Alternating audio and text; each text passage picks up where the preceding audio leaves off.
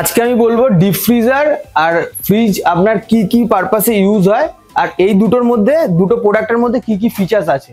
First of all, যদি আপনার maximum frozen item আপনি যদি স্টোর করতে চান, তার জন্য আপনার মেনলি ডিপ ফ্রিজার দরকার পড়বে frozen item maximum quantity store করার জন্য।